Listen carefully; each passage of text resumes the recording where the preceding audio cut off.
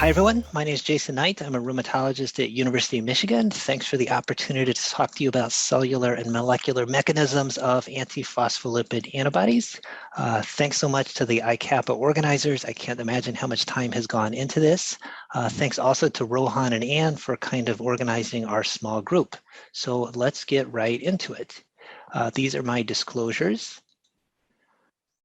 Since I was the first talk, I thought I would remind us all what we are talking about when we say APS. There's been 2 attempts at international criteria. There's a third in the way that we will hopefully hear a lot more about at this meeting. As it stands now, the clinical criteria are simple enough to understand. We look for thrombotic events and certain types of pregnancy loss, especially late pregnancy loss. But these lab criteria still remain challenging to teach to the medical student, in my opinion. And so I think it's useful to spend 5 minutes kind of reminding how we got here. How did we get to these lab criteria that we use to diagnose and classify APS? So this is a story that I would argue starts with syphilis, and that goes back to the 1940s when Pangborn taught us how to isolate cardiolipin from beef heart. Cardiolipin, of course, enriched in mitochondria, and heart muscle is a great source of that. And so this was the first effective way to screen for syphilis, because syphilis patients very consistently with high sensitivity get anti-cardiolipin antibodies. But soon thereafter, by the 50s, it was recognized that while a sensitive test, not so specific, and so many infections can give false positive syphilis test, but the classic example of a non-infectious cause was lupus. So back in the 50s, it was recognized lupus patients can get anti-cardiolipin antibodies. But it's this parallel story that as I look back after the fact really seems like what brought it together. And this was the business of circulating anticoagulants in lupus. So this is something you would expect predisposes to bleeding, but eventually investigators got brave enough to write up the true phenotype, which was not one of bleeding, but actually one of thrombosis. And so it turns out that these lab clotting tests contain lots of phospholipids, which is kind of an artificial cell surface where the clotting factors can find each other. And so antiphospholipid antibodies as a class artifactually prolong these clotting times. And this was eventually standardized to create the difficultly named lupus anticoagulant test, at least difficult for rheumatologists, explaining to patients that it is not equivalent to being diagnosed with lupus. So lots of great work was happening in the 80s, certainly very nice work in Mexico by Dr. Alarcon Segovia and colleagues, but the most cited paper ended up being this one from Hughes in the early 80s. So these are patients with lupus. Half of them have lupus anticoagulant and half do not. There was an association with false positive syphilis tests, so we will not forget about that. But then the compelling association was with thrombosis. The lupus anticoagulant positive patients were much more likely to have history of thrombosis. Also cool to see when we look at the fine print is other features that we still associate with APS today were present at this time back in the 80s. So I think really heralded what was to come. So by the mid 80s, we knew quite a bit. This messy issue had been cracked, and we understood that lupus anticoagulant phenotype associated with thrombosis, not with bleeding. There was often an association between lupus anticoagulant and different types of antiphospholipid antibodies, such as anti-cardiolipin.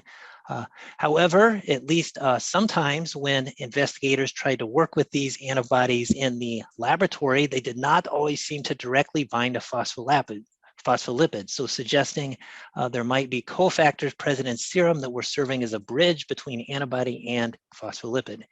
And certainly that is at least part of the story. The first cofactor that was identified that is for sure stood the test of time and identified by 3 groups all around the same time is this one called beta-2 glycoprotein 1, also known as apolipoprotein H. So this dogma is being a little bit challenged, but there's one idea that beta-2 has certain forms in the blood that may not be so accessible to antibodies, but when it engages negatively charged surfaces, including phospholipids, it opens up and makes a very nice place for antibodies to bind. The antibodies likely cluster beta-2 on the surface, which can then drive signaling into the cell. So very cool and clearly a story that has stood up. The other, I think, cofactor that has had the most work is prothrombin, and this is something that was being thought about back in the 90s, but this must be the most important paper by Atsumi et al. In 2000 in ANR. And so what the authors showed here is that if you build an ELISA with prothrombin alone, it kind of works okay. But if you coat that prothrombin on the phosphatidylserine, you now have a much stronger association with lupus anticoagulant. So if you have high levels of IgG, APS, PT, then you are likely to have a lupus anticoagulant. So what about pathogenesis? So maybe you would say we're some 50 years into kind of modern era, and still I think there's things to figure out, at least for me. As we look back at the literature, with the early work in 80s and 90s, had a lot of focus on clotting factors, but that focus, I think, in the last few decades has really shifted to cells, and we'll look at some of that. Which cells? Is it all of them? And I guess the answer is maybe. There's kind of nice stories in a lot of different types of cells, and presumably in vivo, these conspire together to give the prothrombotic diathesis. And even other types of cells, and this is a place I think as a field we need to do better. We have not done as much immunology as other autoimmune diseases, and so going deeper into B and T cells and APS, also an interesting topic. So where can I read more? I recently worked with Shruti Chaturvedi, a very great hematologist at Johns Hopkins, on this up-to-date article, so check it out. It is a living document and will hopefully continue to evolve and improve.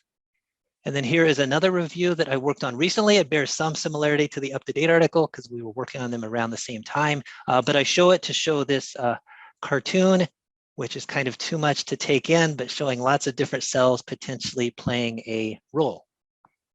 So in our limited time, I'm just going to hit on a classic paper from each of these 4 topics: complement, endothelium, monocytes, and neutrophils, a classic paper, and then also some more recent work to kind of give you, I hope it gives some context to where we were and where we are now. So complement, as you know, if you're like me, maybe this is about what you know, that it's been around for a long time.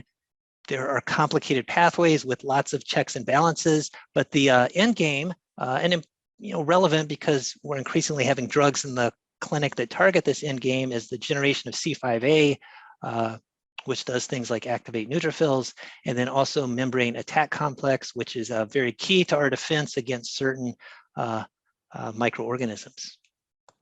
So here is our classic paper with a lot of famous people on the author line, including Pirangeli and Salmon. And so they use this model of femoral vein pinch injury, which my understanding, Dr. Pirangeli was instrumental in kind of adapting this from the cardiovascular literature to our APS world. So here's showing that mice that received IgG APS, which was from patients with high titer anti-beta 2 antibodies, have accelerated thrombosis, but that is reduced in C3 knockout mice. The same for C5 knockout mice, and the same when using drugs that target anti-C5. So, kind of paradigm shifting work here, very exciting. So here's the more recent paper by Dr. Chaturvedi and colleagues. And so the main focus of the paper was on this modified ham test. And so here cells are used that are kind of extra sensitive to complement activation and death.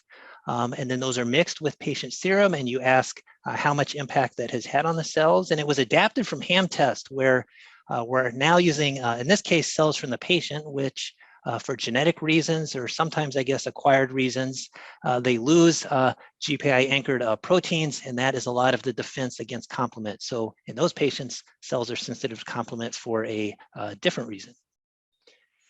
And so here are what the data look like. If you score this test as positive or negative, you can see it's more likely to be positive if you have a history of CAPS. So I think that fits with a lot of what we know about pathophysiology of CAPS. And also if you have a stronger APL profile, such as being triple positive. So those data kind of all make sense. And then the other kind of smaller part of the paper, but really interesting, is looking at rare variants in complement genes. This is something that's routinely done in the world of I guess what we used to call atypical HUS may now have more modern names, but showing that 60%, I mean, it's a small number of patients, but still, a strong percentage, had rare variants in complement genes, and that was much less likely to be present in patients who had not had CAPS. Okay, endothelial cells, here is classic paper by Silverstein, published in JCI back in 1995, back when I guess you could purchase reprints for just $2, pretty cool. So here, the model is fairly simple: condition endothelial cell monolayers with APS IgG. Does that make the cell stickier for leukocytes? And so here they're showing that it does, and they can reduce that with blocking things like E-selectin and ICAM1, suggesting those were upregulated on the APL stimulated endothelial cells. And here just some immunostaining from the paper showing indeed these adhesion factors are upregulated. So kind of simple paper, but again, this was the paradigm shifting era when we start to think about cells versus the blood. Here, the more recent paper that we'll discuss, one of the fewish times that APS has broken through to New England Journal of Medicine. And so here the authors were tackling less kind of acute thrombosis, but more what I call APS vasculopathy. Maybe others have some different branding for it, but it's the idea that over time, it seems that APS wears on the vessels. You see this proliferative, occlusive phenotype that is kind of reminiscent of what you might see after the vessel's been manipulated, for example, with stenting. And so this is especially known to be a problem in the kidneys. Maybe not coincidentally a place that we often get biopsy data. So is it more prevalent in other organs that we don't biopsy as much? Possibly. Even though these data were presented at the end of the paper, I will always believe that this must be the data they kind of started the story with, at least in the lab, knowing that patients on sirolimus, also known as rapamycin, seem to have much better outcomes after kidney transplant. And so indeed, they built some in vitro systems, and they could show that rapamycin inhibits the mTOR pathway. mTOR is a pathway that drives proliferation, and so it makes some sense that you could find it in this setting. So some in vitro data, and then some in vivo data from kidney biopsies, where the data look a little more compelling if you put arrows versus not. But when they quantify, quite a strong effect. Okay, let's go to monocytes. So here's our classic paper from ANR that was focused on lipid grafts. So they treated monocytes with anti-beta-2 antibodies, and then asked what was happening from a signaling perspective.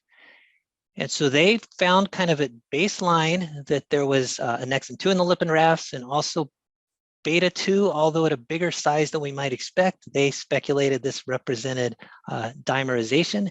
But then here are the cool and really compelling data. So now Western blotting for TLR4, and in the presence of anti-beta-2 antibodies, similar to in the presence of LPS, you see the TLR4 recruited into those lipid rafts, like really pretty data there. And then they looked to some extent downstream of TLR4 and find things you would expect, upregulation of phosphorylated IRAC, and that can be disrupted by disrupting lipid rafts. And then some functional readouts in the paper. I'm just showing you the signaling here, but they looked at things like tissue factor expression and TNF release, and it kind of behaved as you would expect. But anti-beta-2, not the whole story. So this is a splashy paper from the first part of 2021. I think we could do like a semester-long course on this paper. There is a lot of data here, and so I can only very superficially show you what they found. So here, looking at the idea of cofactor independent antibodies. So maybe a role for antibodies that are directly binding phospholipids after all, despite the history lesson I just gave you. And so specifically looking at this association between a phospholipid LBPA and the protein C receptor. Engaging this does things like activate tissue factor, if you're talking about monocytes, also drives TLR7 signaling in dendritic cells, which can lead to things like interferon production. So I think an important point is to find these patients, you need to be using an assay that is looking for beta-2 independent antiphospholipid antibodies. This is, for the most part, not the anticardiolipin assays we send in the clinic, which are mostly adapted to be good at finding anti-beta-2 antibodies. And so the authors used their own custom assay that has minimal beta-2. So again, too much data to go through it all, but just to give you a flavor of how they approach some of this. So here they used a protein C receptor mutant that is unable to exchange phosphatidylcholine, which is kind of a structural natural part of protein C receptor when it's on the cell surface, for this more novel phospholipid called LBPA. And so that happens when cells get activated. Protein C receptor can cycle through endosomes, and that's where the LBPA gets added. And so striking data. So when they use these mutants, just completely lose cell activation. So a really cool story. Definitely read this paper if you have not. And then just a word about neutrophils, which is my personal favorite. So here, a classic back from 95 in Journal of Leukocyte Biology. So the model here was to use monoclonal anti-beta-2 antibodies derived from mice. And in doing so, can show increased elastase release and also peroxide production. Now, this was 95. This was the pre-NETs era. NETs first described in 2004 in this science paper. This paper is another one that is, I think, pretty well held the test of times in terms of their original description of what we know now. NETs are webs of, the backbone is chromatin that had been very densely packed in the nucleus, now spewed out into the world, taking up much more space than that original neutrophil itself. And we often say decorated with proteins derived especially from neutrophil granules, to some extent also from the neutrophil cytoplasm, but proteins that have antimicrobial functions. So early work in this field was by the microbiologists, but it wasn't long thereafter before people started looking at the other side of this double-edged sword. And so the thrombosis researchers were really out front, starting to tackle ways that when NETs happen intravascularly, that thrombosis can be triggered. And so our work was one of the first to bring this to kind of the APS world. So this was an A&R paper published around the time of 2 ICAPA meetings ago. And so this is just an example of some of the types of data we had in the paper. So this is an assay for NET remnants in patient blood. So even between thrombotic events, you find in a subset of patients, high levels of NETs kind of smoldering away. We have consistently found that an APS neutrophil is more likely to spit out a NET when it adheres down to a plate than a healthy neutrophil would be. And then making our lives a little easier, we don't always need access to fresh patient blood to do experiments, but we can take serum out of the freezer. And if we put that on healthy neutrophils, they're more likely to shoot out a NET. I'm not showing the data, but we found anti-beta-2 antibodies are especially good at triggering this. So we've also done work in mouse models for us, partly because it was the expertise we had here at Michigan. We have focused on the inferior vena cava, and we can manipulate that in some different ways. One is to narrow it, which disrupts flow and will trigger a thrombus in about half of control mice, but in all the APS mice, and the other is with electrolytic activation.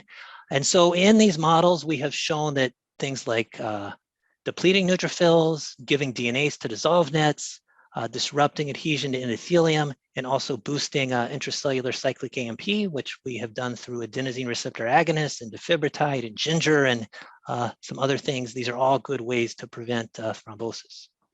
So takeaways from this talk, we can think about these cofactor dependent APLs such as anti-beta-2 that must surely conspire with surface receptors. It may be that this clustered beta-2 on the surface is perceived as an inflammatory cell, as a potential invader, and that's how we get activation of receptors like toll-like receptors.